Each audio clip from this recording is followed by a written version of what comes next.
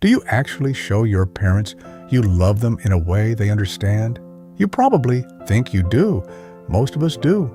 We call when we can. We show up when it matters. We try. But here is what nobody tells you. Most of the ways we show love to our aging parents mean almost nothing to them, not because they are ungrateful, not because they do not notice, but because what they need from you now is completely different from what you think you're giving. And worse, some of the things you do, thinking you are being a good son or daughter, might actually be making them feel more alone than before.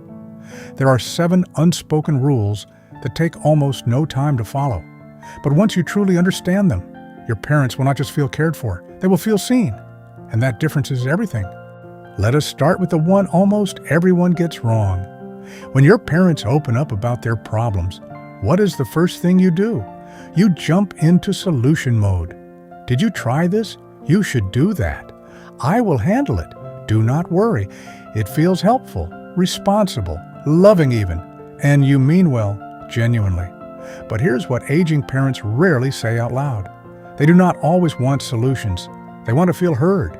Because something changes as people age. They have spent decades solving problems for you, for the family, for life. They were the ones with answers, the ones you ran to. Now, when they speak, they are not always asking for answers. They are asking for presence. Think about that for a moment.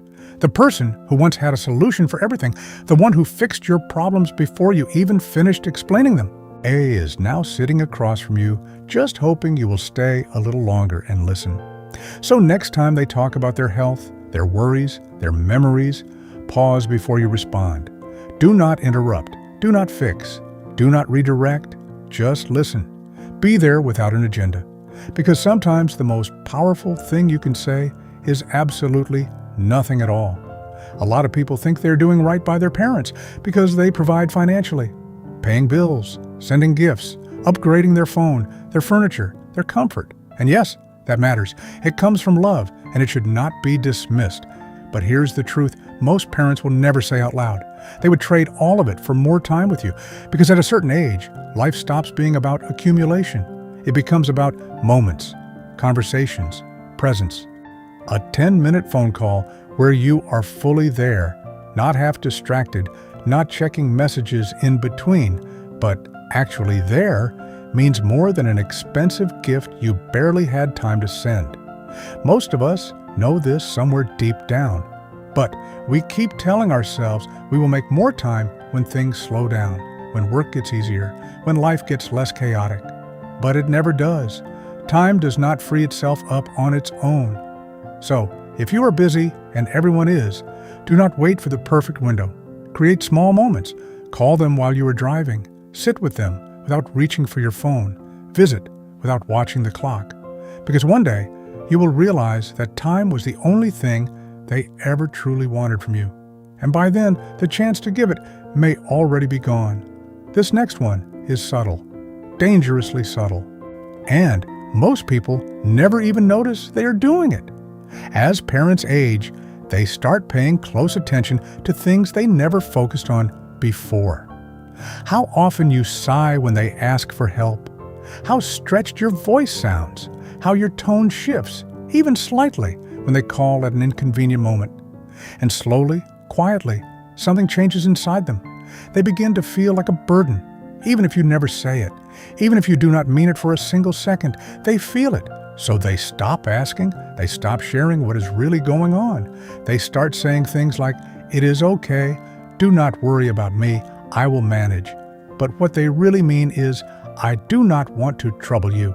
And that is one of the most heartbreaking places a parent can end up, feeling like the child they gave everything to is now inconvenienced by their needs. Real reassurance is not about saying the right words. It is about how you respond in ordinary moments.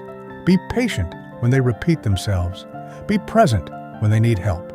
Make it clear through your everyday actions that they still matter deeply, because nothing hurts a parent more than feeling like they have become an inconvenience in their own child's life. At some point, the roles begin to shift.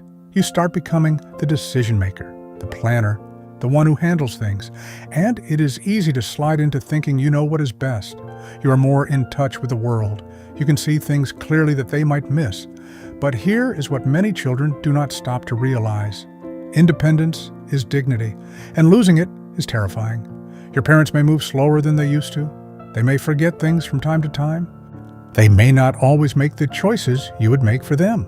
But controlling every aspect of their life, even with the best intentions, takes something deeply important away from them. Something they spent a lifetime building. When you override their choices without including them, you are quietly communicating that they no longer get a say in their own story. So instead of taking over, involve them. Ask for their opinion even when you already have a plan. Give them real choices. Let them do what they are still capable of doing. Because they do not just want to live longer, they want to feel like they are still living. And that distinction matters far more than most people ever stop to consider. Have you ever caught yourself thinking, they have told me this story before? Maybe you even interrupted, finished the sentence for them, or nodded along while your mind drifted somewhere else entirely. But here is what is really happening beneath the surface. They are not repeating for you. They are reliving for themselves. Because as people age, memories become anchors. Sharing them is a way of holding on to identity, of staying connected to a version of themselves that felt strong and purposeful. That story about their first job, that childhood memory from decades ago, that moment you have heard 10 times and could probably retell yourself. It is not just a story, it is a piece of who they are. Every time they tell it, they are reaching back for something that once made them feel alive and significant. And every single time you listen patiently, without rushing them, without finishing their sentences, you are telling them something they need to hear more than almost anything else. You are saying, you still matter. You are still worth listening to. One day, those stories will stop, and you will wish more than anything that you had leaned in a little closer and listened one more time. When you were younger, love from your parents looked enormous.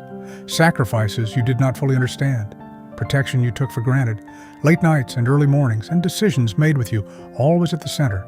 But for them now, love looks different, smaller in size, but deeper in meaning. A simple, "How are you feeling today?" asked with genuine curiosity. A warm hug that lingers a few seconds longer than usual, remembering something they mentioned in passing last week and bringing it up again. Sitting beside them in comfortable silence without needing to fill every moment with something productive.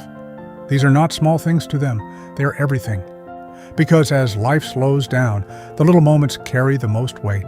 You do not need grand gestures or perfectly planned visits. You just need consistency, showing up in small ways, again and again. Because to them, even the smallest act of deliberate attention feels like love. It tells them they crossed your mind, that you thought of them, that they are still woven into the fabric of your daily life. And now, the one most people avoid, the one no one wants to sit with. But your parents think about it far more than you realize. Time, not in years or decades, but in how many moments might be left. They notice how quickly things change now, how their energy fades a little more with each passing season, how life feels shorter than it ever did before. They will not always say this out loud, but it shows in quiet ways. Or all holding onto a phone call a little longer before saying goodbye, wanting you nearby without being able to fully explain why, looking at you just a little differently when you are about to leave, like they are taking a mental photograph. There is a gentle, unspoken awareness in aging parents that most of their children are not yet ready to face. They are not trying to make you feel guilty. They are not keeping a score. They just hope, more than anything else, that when you look back someday, you will not feel like you missed the time you had together. Because one day, there will be no calls to return, no stories left to sit through, no quiet Sunday afternoon side by side, just memories and questions with no one left to answer them. Did I spend enough time? Did they know how much I loved them? Did I make them feel like they still mattered? The 7 unspoken rules are not complicated. They are not difficult. They do not ask you to rearrange your entire life, but they do ask for something most people forget to give consistently: attention, presence, the willingness to slow down long enough to actually be there, not just nearby, but genuinely, completely there. So Start today, not with something grand, just something simple, a call, a visit, a moment where you put everything else aside and show up. Because to them, that is not a small gesture. To them, that is absolutely everything.